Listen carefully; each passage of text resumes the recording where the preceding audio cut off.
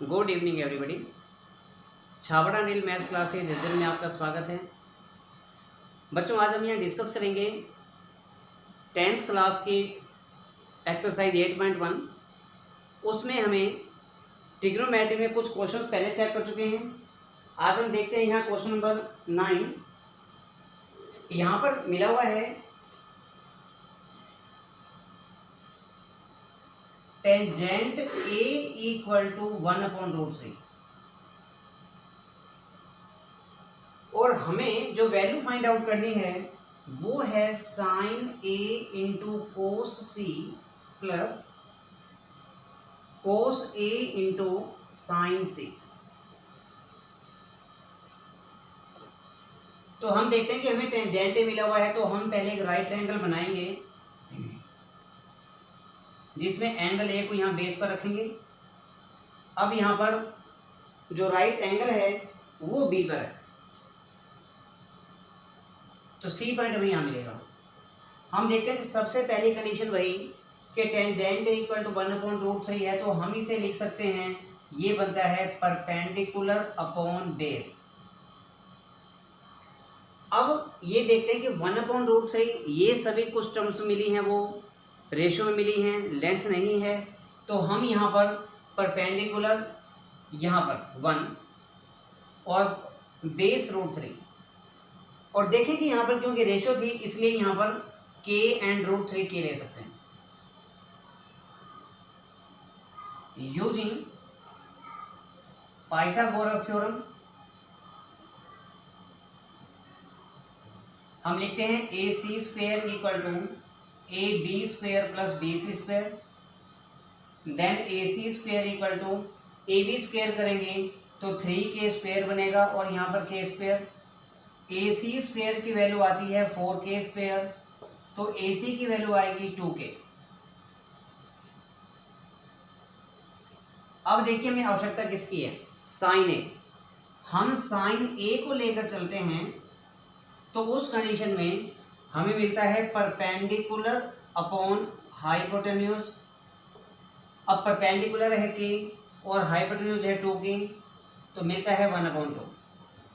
फिर हम लेते हैं यहाँ कोस ए, क्योंकि हमें कोस ए की भी आवश्यकता है, तो कोस ए की आवश्यकता है तो उसको भी कंप्लीट करते हैं। अब कोस ए के लिए फॉर्मूला क्या होता है, बेस अपॉन हाइपोटेन्यूज।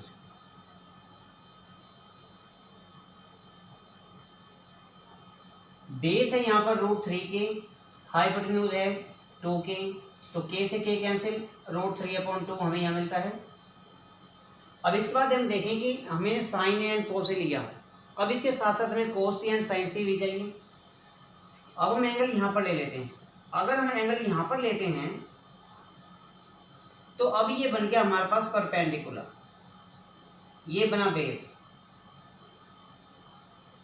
तो इसको हम चेक करें, साइन सी और साइन सी की वैल्यू हमें चाहिए, तो हमको मिलता है यहाँ से परपेंडिकुलर अपॉन हाइपोटेन्यूज। परपेंडिकुलर है √3k, हाइपोटेन्यूज है 2k, तो मिलता है यहाँ से √3/2। एंड देन हमें चाहिए कोस सी। कोस सी की बात अगर हम करते हैं तो हमको मिलता है बेस अपॉन हाइपोटेन्यूज। अब बेस में क्या मिला, k, क्योंकि हम सी की बात कर रहे हैं तो यहाँ पर जो बेस है वो ये बनेगा और हाइपोटेन्यूज सेम रहेगा 2k, 1/2। नाउ हमें चाहिए क्या, sin A into cos C plus cos A into sin C. जब इसकी वैल्यू हम यहाँ पुट करेंगे तो मिलेगा साइन ए, और साइन ए मिला है 1/2, कोस सी मिला है 1/2, कोस ए की वैल्यू आती है √3/2 और साइन सी की वैल्यू भी √3/2 है, तो मिलेगा 1/4 प्लस 3/4 यानी कि 4/4 इक्वल टू 1। तो यहाँ पर ये हो जाएगा क्वेश्चन नंबर 9 के फर्स्ट पार्ट का आंसर। सेकंड पार्ट क्योंकि एज इट इज हमको मिलता है इसलिए इस क्वेश्चन को तुम खुद से कर सकते हो। इसके बाद हम देखते हैं नेक्स्ट क्वेश्चन, क्वेश्चन नंबर 10। तो यहाँ पर हम देखें कि एक राइट ट्रायंगल मिली हुई है जिसमें एंगल क्यू 90 डिग्री है, पी क्यू की वैल्यू हम बता रखी है 5 सेंटीमीटर। यहाँ sine P, cos P and tangent P की वैल्यू हमें बतानी है, जबकि हमें Q R plus P R, Q R and P R का सम मिला हुआ है 25। अब देखिए कि मान लो कि हमने क्यू आर को x सेंटीमीटर मान लिया, अगर हम क्यू आर को x लेते हैं तो हम क्या लिख सकते हैं, x plus P R equal to 25, that is P R मिलता है 25 माइनस एक्स। तो 25 माइनस एक्स सेंटीमीटर हमें यहाँ मिला।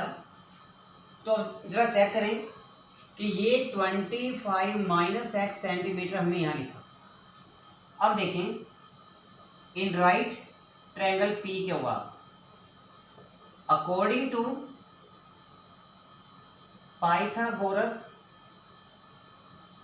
थ्योरम, पाइथागोरस थ्योरम की अगर हम बात करते हैं तो हमको मिलेगा यहाँ से Q R square plus P Q square, यानी कि hypotenuse square plus base square equal to, sorry, perpendicular square plus base square equal to hypotenuse square, that's mean P R square. तो क्यू आर की length है हमारे पास x, तो x square plus P Q मिलता है 5, तो 25 बन जाएगा, इक्वल टू मिलता है 25 माइनस एक्स होल स्क्वेयर। तो जब हम इसको सोल्व करने लगेंगे तो हमें याद होने चाहिए स्क्वेयर्स, ताकि कैलकुलेशन जल्दी हो जाए। हम लिख सकते हैं x square plus 25 equal to, यहाँ से जब इसे सोल्व करेंगे तो मिलेगा 625, क्योंकि हमको यहाँ से मिलता है a minus B whole square, और a minus B whole square के हिसाब से a square plus B square minus 2ab, और माइनस 2ab करते हैं तो मिलता है 50x। दोनों तरफ से x स्क्वायर कैंसिल हो जाएगा, और हम इसको जब सोल्व करेंगे तो 50x को ट्रांसपोज करेंगे, नेगेटिव से पॉजिटिव हो जाएगा 50x, और मिलता है 625 minus 25, that's mean 600। Then x equal to 12। अब जब x की वैल्यू 12 है तो इसका मीनिंग है कि हमें मिल गया Q R equal to 12 centimetre. तो इसका मीनिंग है पी आर कितना मिला। अब देख सकते हैं कि पी आर का मतलब है 25 माइनस एक्स, यानी कि 25 माइनस 12, और हमको मिलता है यहाँ से 13 सेंटीमीटर। अब हमें आवश्यकता है now sine P. Sine P का मीनिंग, कंडीशन वही रहेगी, साइन पी का मीनिंग है परपेंडिकुलर अपॉन हाइपोटेन्यूज, और परपेंडिकुलर हमें यहाँ पर क्या मिला था आप देख सकते हो, यहाँ पर हमने एंगल लिया है पी, तो पी अगर है तो यहाँ पर हमें मिलेगा क्यू आर, और क्यू आर की लेंथ हमें कितनी मिली थी 12 सेंटीमीटर। हम ये लिख सकते हैं 12 सेंटीमीटर ताकि थोड़ा सा याद रहे, और यहाँ 13 सेंटीमीटर। अब परपेंडिकुलर है 12 और हाइपोटेन्यूज है 13, तो ये आंसर आ गया कोस पी, और कोस पी का मीनिंग है बेस अपॉन हाइपोटेन्यूज। बेस है 5, हाइपोटेन्यूज 13, एंड टेंजेंट पी की अगर हम बात करते हैं तो फॉर्मूला सेम रहेगा, परपेंडिकुलर डिवाइड बाय बेस। तो perpendicular divide by base, perpendicular हमें मिलता है 12 और बेस मिलता है 5।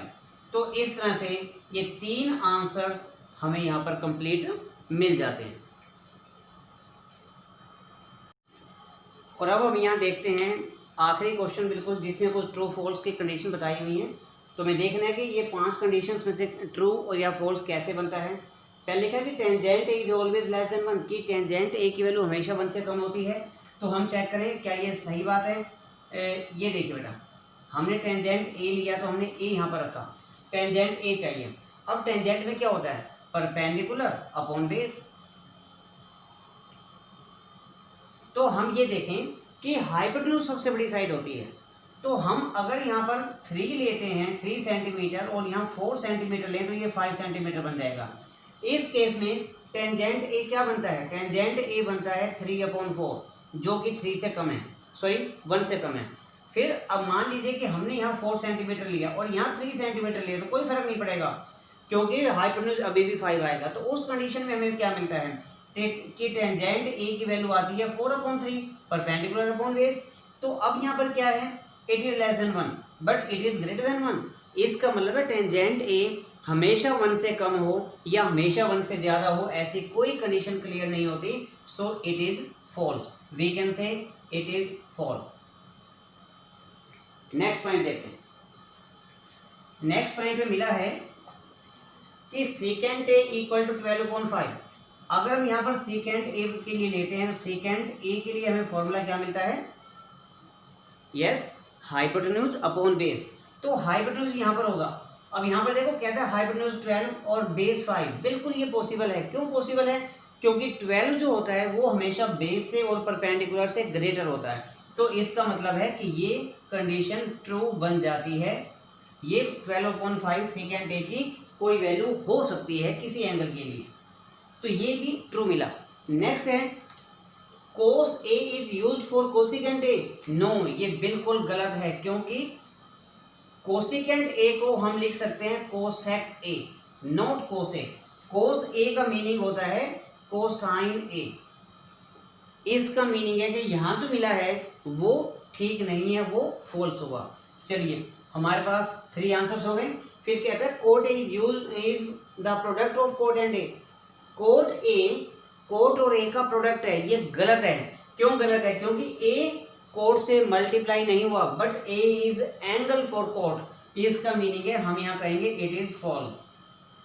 और लास्ट है sine theta 4/3 for some angle of theta. अब देखिए, अगर हम किसी भी थीटा की बात करें तो क्या कभी साइन थीटा 4/3 हो सकता है?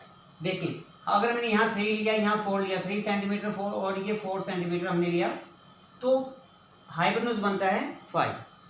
अब साइन थीटा क्या होता है? साइन थीटा होता है परपेंडिकुलर अपॉन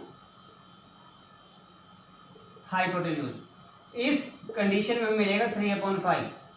तो 3/5 का मीनिंग है कि it is always less than 1, क्योंकि 5 सबसे बड़ी साइड होता है और 5 को यहाँ डिनोमिनेटर में होना पड़ेगा। तो अगर हम 4/3 कहते हैं तो ये 1 से ग्रेटर हो जाएगा। इसका मीनिंग है ये भी कंडीशन फॉल्स हो गई। तो इस प्रकार से हमने 8.1 एक्सरसाइज के सभी क्वेश्चंस को कंप्लीट किया। उम्मीद है कि आप सबको ये वीडियो बहुत पसंद आई होगी, और वीडियो पसंद आने पर सबसे पहले आप उसे शेयर कीजिए, लाइक कीजिए, कमेंट्स कीजिए और सब्सक्राइब ज़रूर कीजिए। आगे की वीडियोज़ में हम बात करेंगे कि ट्रिग्नोमेट्री की जो डिग्रीज होती हैं उनको हम किस तरह से सोल्व कर सकते हैं, और सबसे बड़ी बात, किस तरह से उन डिग्रीज को बना सकते हैं, उनकी वैल्यू कैसे निकाल सकते हैं। तब तक के लिए जय हिंद, जय भारत।